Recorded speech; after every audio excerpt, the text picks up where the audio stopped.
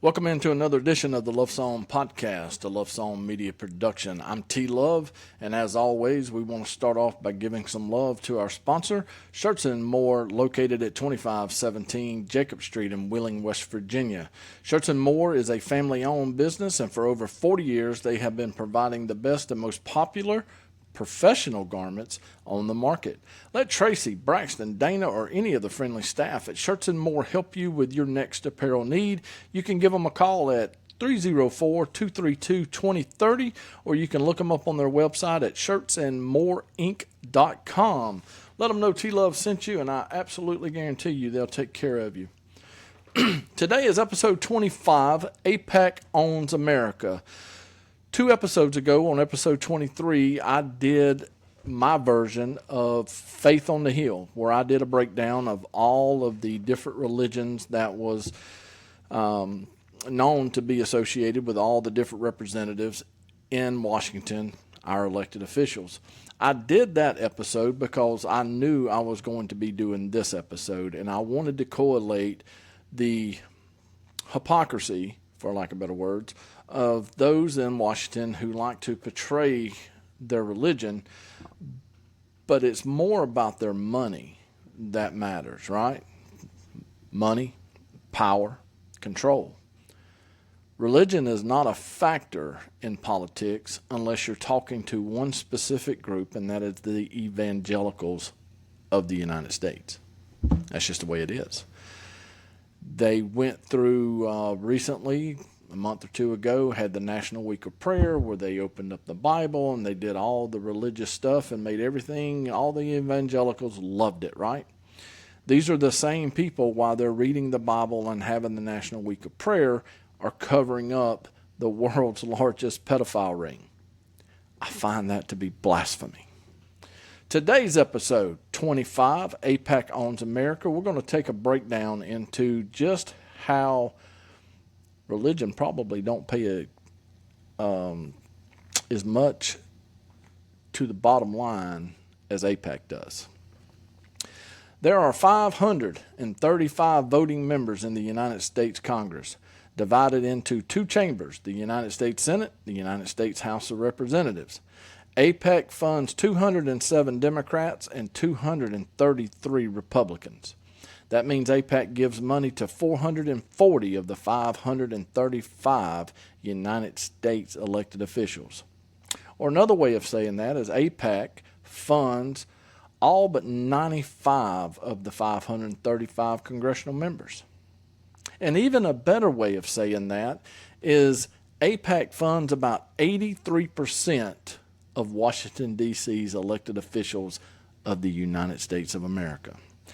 AIPAC provided direct campaign contribution to 207 Democrat representatives and numerous Democratic senators during the most recent full election cycle. Overall, about 58% of all AIPAC contributions and political action committee spending goes toward Democrat candidates. Let me pause there and make this statement. I was absolutely floored when I started doing my research on AIPAC. I really and truly thought that I was going to find a very pro-Republican donation jar. I thought it would be very top-heavy, maybe 80-20 at best, 60-40. I didn't even think it would get there. I was absolutely floored to find out that 58% of AIPAC money goes to Democrats. I thought it would be pro-Republican, and it's actually more pro-Democrat. They give more money to Democrats, 58%, which means that only 42% of Republicans get the money. I was shocked. I was absolutely floored. The key figures that actually receive money, they range. We're going to talk about several of them today. Top House recipients on the Democrat side include House Minority Leader Hakeem Jeffries out of New York, Josh Gottheimer out of New Jersey, and Richie Torres out of New York. Senate representative includes Jackie Rosen out of Nevada, Bob Casey out of Pennsylvania, and during her time in office, Kamala Harris have historically received the highest sums among Democrats.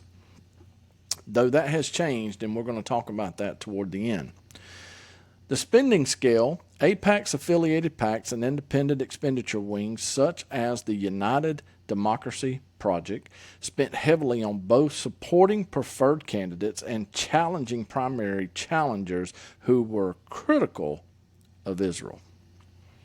In recent election cycles, AIPAC, the American Israel Public Affairs Committee, has supported hundreds of Republicans in Congress. During the 2024 election cycle, AIPAC directly contributed to 233 Republican candidates across both chambers of Congress. Those include House Speaker Mike Johnson out of Louisiana, House Minority Leader Steve Scalise out of Louisiana, Ted Cruz out of the Senate in Texas, Don Bacon out of Nebraska, Mike Carey out of Ohio, and Anthony D'Esposito out of New York. Because candidate portfolios span the entire legislative session, the most precise way to verify exactly which Republican representatives and senators received these funds, it's to examine the public filings submitted by the AIPAC Political Action Committee to the Federal Election Commission. You can track exact contribution amounts per candidate and cycle through these official databases. Official candidate data can be viewed through the Open Secrets American Israel Public Affairs Committee profile database. Independent expenditures and total lobby data can be viewed at the Open Secrets American Israeli Public Affairs Committee summary. And then you can track AIPAC's database to see the individual congressmen's connections to AIPAC and exactly how much money they get. I'm telling you, go to Track AIPAC Congressional Directory. Just type it in your Google search and just spend the next 20, 30 minutes looking that over. If you can look at that congressional directory, the AIPAC congressional directory, and you can get up and walk away, and in your heart and in your soul, you can say, I'm still a Democrat or I'm still a Republican, then you are mentally and emotionally unstable. I'm sorry. You just are. I walked away from this with as much as I've always been an independent, and as much as I have lobbied for our current political system to be blown up and let's start over, I'm absolutely for it now. So I wanted to know, who are the biggest people to receive money from AIPAC? I started with our presidents and vice presidents over the last 20, 25 years. The latest analysis uncovered that Donald Trump has received $230 million in spending from pro-Israel interest groups since 2020. He didn't take any in 2016. His first term that he was elected, he took no AIPAC money. What happened? We'll talk more about that later. Miriam Adelson's Preserve America PAC is by far the biggest spender, pouring $215 million into the U.S. presidential elections to help Donald J. Trump. The Republican Jewish Coalition, an AIPAC ally, has spent $14 million supporting Trump since 2020. Vice President J.D. Vance has received only $167,000 in campaign contributions from the Israel lobby. However, Vance's mentor, pro-Israel billionaire Peter Thiel, spent $15 million during his 2022 U.S. Senate campaign in Ohio. Why do I bring that up? Well, Thiel is the co-founder of Palantir Technologies. Palantir is a CIA-backed analytics firm that helps Israel generate kill lists of Palestinians in Gaza. In January of 2024, Palantir agreed to a strategic partnership with the Israeli Defense Ministry to supply technology to be used in the genocide in Gaza. That is some very interesting find you got there, right? Which, when I'm doing my research for my podcast, it's digging into stuff like this opens up another rabbit hole that I have to now go down and, search, because it's all connected. The whole flipping system is one big extortion, you name it. It's got money, it's got power, it's got sex, it's got drugs, it's got murder, it's got suicide. The whole system is a cesspool. It is absolutely a cesspool. Let's continue. Career totals. The nonpartisan watchdog group Open Secrets recorded that President Joe Biden, over his career, has received $4,226,576 from pro-Israel groups during his campaign for the U.S. Senate and the presidency. Other estimates that factor into individual donations to his campaign bring that total just a little over $5.6 million of pro-Israel people, right? His vice president and presidential candidate, Kamala Harris, has received over $5 million in campaign contributions and supporting independent expenditures directly tied to pro-Israel interest groups. This total includes funding accumulated from her time as the U.S. Senator from California and up through her presidential campaign. While I couldn't really get a good picture of how much money Barack Obama received, I did find a very interesting article. There's about 12 different ones. I went and verified it, that I can report that he lost over $10 million in Israel or Jewish donors in 2011 after his AIPAC policy speech.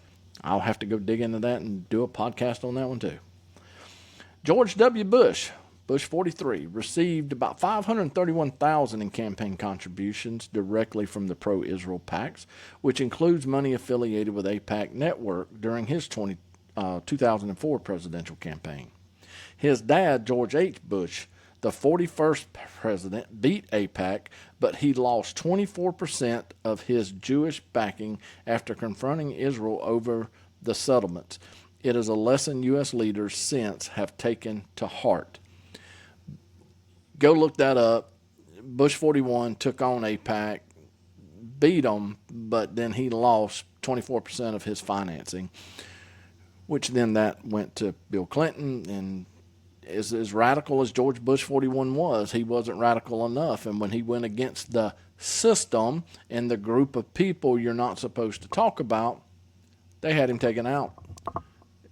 Not dead, but they went and found Bill Clinton. Bill Clinton became your next president. AIPAC does not fund presidential candidates directly, though members of its network and affiliated PACs made these contributions to his campaign fund for all of their campaign funds. And again, for a broader look at pro-Israel election spending and how it tracks candidates, you can go to Open Secrets Pro-Israel Recipients Database. I also found it very interesting that Adam Schiff receives $5.6 million from AIPAC. Adam Schiff, Senate Democrat out of California, $5.6 million. Glenn Ivey, he is a House Democrat out of Maryland, $7.3 million. Shontel Brown, House Democrat out of Ohio, $5 million. And the one that just really blows my mind is Wesley Bell. I've got to do some research on Mr. Bell. Wesley Bell is a House Democrat out of Missouri, and he has received $13.1 million. Are you kidding me? Holy mother. We really and truly want to believe that our elected officials are doing what is best for the United States. And unfortunately, as someone that used to be a Republican, and I grew up with two grandfathers. One was a Democrat, one was a Republican. My Democrat grandfather was a JFK guy. When I grew up, it was Reagan, right? Both of my grandfathers, I don't know that either one of them finished high school. They both fought in the Korea War, and their life lessons that they learned through World War II in Korea are, while neither one of them graduated, both of them were two of the most smartest men I ever knew. They could go outside, chop down a tree, and make a canoe out of it. You got kids today can't chop down a tree and whittle wood. That's just the difference in the generations. And that's sad. Both of my pops were probably close to 100 or so, and this generation now, say 30 or below. So you're talking about let's say a 70, 80-year gap.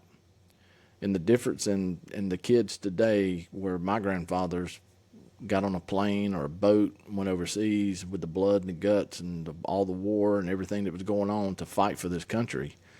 And you got kids today don't even know what bathroom to use. That's not hyperbole. That is absolutely a fact. And the one thing that I'm learning through my podcasting is the more you start to tell the truth, the more you get censored. It's like they don't want the truth out there. I quit being a Republican over the WMD lies that George Bush 43 told us. The WMD lie was not about weapons of mass destruction in Iraq. It was about Benjamin Netanyahu being on Capitol Hill every few months lobbying for the American government to take out Saddam Hussein, to which they finally did. And then the inevitable happened. 9/11 took place. I'm going to do an episode on 9/11 coming up really quick, because you can't look at the evidence of 9/11, whether it be the planes hitting the building, how they failed, the 5 dancing Israelis on top of the apartment complex, them being arrested and held in the FBI for 9 days, and them telling the FBI they knew it was going to happen.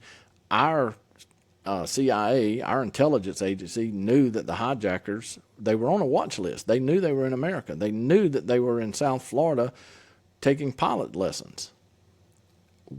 Does that sound rational to you that our Central Intelligence Agency, CIA, would let 12 known terrorists who were on the terror watch list, they knew they were here, they were watching them, and they would let them in the country and let them go through flight schools? Why would terrorists be over here learning how to fly planes? These people have been known to blow planes up. Now we know they will fly them into buildings. There's a whole lot going on here. And when I did episode 23 and I talked about everyone's religion, I found that there were a lot of people who are Christian and some that are not. And even when you're talking about especially the Christian religion, but when you're talking about the non-Christian religion, the lust of money is the root of all evil, right? And the fact that AIPAC funds almost 83% of our elected officials.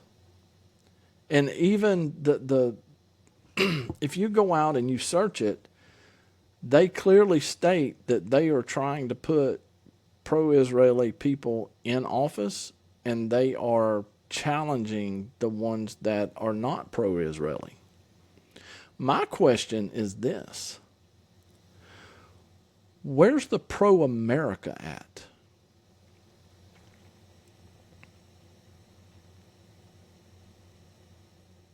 I don't care about China, Russia, Mexico, Canada, Israel, the UK. I don't care about these countries. It's not that I want anything bad to happen to them. Don't get me wrong. I just don't care that my elected officials are sitting in Washington, D.C., and they are pulling the lever and voting for things as it relates to another government and what's in their best interest. And that is what's happening. And they can all deny it. All the big tech companies can try to censor me and any of the other, podcasters, whether they be professional or amateur like myself. You can try to censor it, but listen, we ain't stupid. I don't have a master's. I don't have a PhD from Harvard. But the one thing that I do know is that these guys and gals that are sitting up here in Washington, D.C. that have their law degrees from Harvard, they're screwing up this country. You think about the amount of money we send out of this country to support Israel. And then you look at the amount of money that's being poured right back into this country to support candidates that we can keep on the boards, the elected officials that make the decisions of where that money goes to. I don't want to get too deep in the weeds about the Iran war, but the Iran war, the Iraq war, the Afghan war, Vietnam, any war we've ever been in, we go in and we just blow the hell out of everybody. And then we turn around, we write them a fat check, and we start building them back up. Why? Easy. NGOs, special interest, private contractors. It's called payday. War is a billion-dollar industry. From the sellings of the weaponry and the equipment to rebuilding everything once it's tore back down. I don't know how I got challenged on one of my shorts. I had two Republican Trump people to come after me. I made the statement that Donald Trump campaigned on releasing the Epstein files, and these two knuckleheads came after me and said, he never campaigned on anything like that. I'd like for you to show me proof. Click, cloop, copy, paste. There you go. Ladies and gentlemen, I implore you, before you get on social media and you start defending Donald Trump, or you start defending Kamala Harris, or you start defending Joe Biden, or you start defending Bush 43 or Obama or Clinton, please do your research. Don't talk out of emotion. We've all done it. I've done it. Everybody does it, right? Stop. That's what they want. They're winning. This country has us divided on every possible level that you can be divided on. Democrat versus Republican, white versus black, American versus everybody else, heterosexual versus homosexual. It never stops. Now the religious war is starting. A religious war that we are supposed to defend a certain group of people. But these certain group of people are controlling the economy, the academia, the entertainment system, very heavily involved in the pornographic industry. They're now controlling your elections.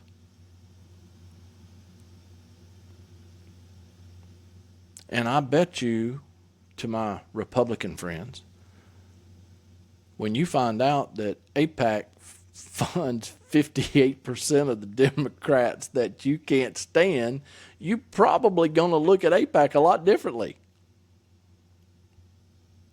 I don't look at AIPAC differently. I could care less. I literally thought when I went and did the research on this episode, I was going to find a very heavy Republican presence. I did. I absolutely did. I found that there were, 233 Republicans and 207 Democrats. Well, Tim, if that's the case, your 58% doesn't make sense. Or, your 58% doesn't make sense. Well, that's because not every one of them won. You got to look at the whole picture. Sometimes math ain't math. You got to subtract and divide and do the square root of and all the different things. Oh, wait, they don't teach that anymore, do they? Yeah, I forgot. Your government is lying to you. If you're a Republican, you're being lied to. If you're a Democrat, you're being lied to. If you are a person of faith,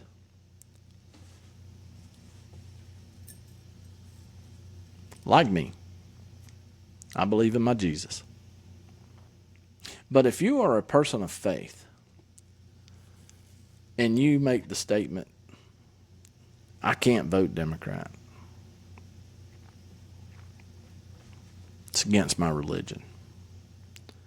What they do don't align with the Bible. I can't disagree with you. But you certainly can't be ignorant to the facts that your side don't either. Well, Tim, we got to vote for somebody. Who says? Think about this. There are 350 million people in America. About 50 million of them are here illegally, so that's about 300 million. And there was about 140, we'll call it 150 million, right? There's 150 million that voted. That means there's 150 million people out there that didn't vote. In 2016, I didn't vote for Hillary and I didn't vote for Donald Trump. I didn't like either candidate. That's where my convictions are. And the more I dive into how much control a foreign government has over my elected officials, I may not vote the next time either. The time has come where we put a stop to the corruption, the compromise, and the cover-ups by the very people who are lying to us every single day. They are stealing our money every single day. They are shipping it out through lobbyists, special interest groups, and NGOs. Think about the amount of fraud in Minnesota, California. California just passed the Nick Shirley bill, where they won't let independent people come in there and audit them because they don't want you to find the fraud. And they passed it. We have elected officials in this country that are passing bills to stop American people from being able to find fraud and corruption. You can't make this stuff up. And yet the Democrats sit there and go, well, you need to vote blue and protect democracy.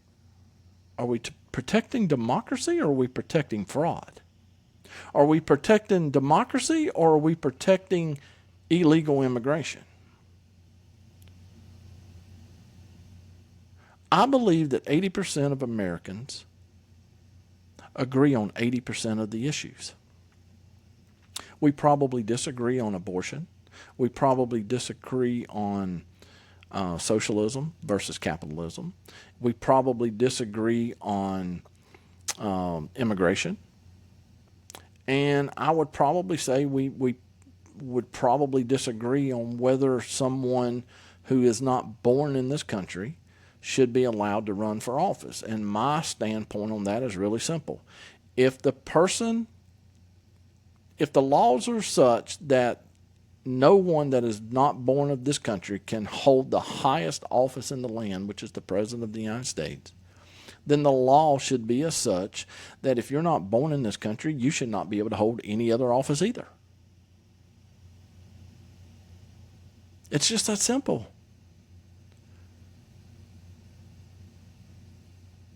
President Abraham Lincoln gave a speech and made it very clear. It was a profound speech, but how prophetic his words are. That America, I'm going to paraphrase here. It's not exactly what he said, but this is the gist of it. America will never be destroyed by a foreign enemy. If death be our lot, it will come by suicide. And man, oh man, I am amazed when I start looking at history and how we're not taught proper history. We're lied to. To victor go the spoils, which is why we're not taught properly. I was having a conversation this week with an individual who is an American, but they're from another country. Their heritage is from another country. And they go home a lot, and they look at news over here. And the gentleman found out I had a podcast, and he's like, well, where do you get your news from? You watch Fox? I'm like, yeah, I mean, I watch Fox a little bit, but it's not my go-to. Oh, you a CNN guy? He was trying to play me out a little bit to see if I was Republican or Democrat. I looked at him, I said, look, brother, I watch Fox. I watch Newsmax, OAN, CNN, MSNBC, ABC, CBS. I watch all of them for about 10 or 15 minutes. I want to see, and I flip them, because they're all talking the same stuff. I just want to see how much differently they're talking. But I looked at him, I said, if Americans were smart, they would go to Al Jazeera, BBC, or Republic World News. The news that is told overseas about our country is much different than what is told in our country, because it's told in our country for ratings. That's just the bottom line. It's about money. It's not about the truth. It's not about facts. If you've ever watched the movie Shooter, where they killed the foreign minister, and the guy thought he shot the president, and they were in the cabin toward the end of the movie, and that senator says, "The truth is what I say it is." That could not be more accurate. And keep in mind, the Pentagon has a Hollywood department inside of it. All the movies that are released in America get our government's approval. And when you got a movie or somebody is depicting himself as a senator and he holds up his glass of scotch and says, "The truth is what I say it is," if there was ever a more realistic line in that movie, that was it. Absolutely. I hope you've enjoyed today's podcast. Please remember, we're all just one accident, one diagnosis, or one unexpected phone call from living a much different life. I implore you, be humble, stay kind, show your love, and go check on your people. That's what matters. A lot of changes coming to the podcast as far as how I release stuff and when I release it and things of that nature. I kind of have things set down, and I'm looking at different variables of how social media works and all the different pie charts and graphs and all the different stuff that tell you how to release your stuff and what you talk about. Here's what I can tell you will not change. T-Love will not shy away from the truth. I don't care if it comes back to your candidate, your church, your pocketbook. I don't care. The hypocrisy in this country is astounding. The division in this country is even more astounding. We have to do better. We need more love and more compassion and less division. Stop being a Democrat. Stop being a Republican. Start being American. I'll see y'all on the next one.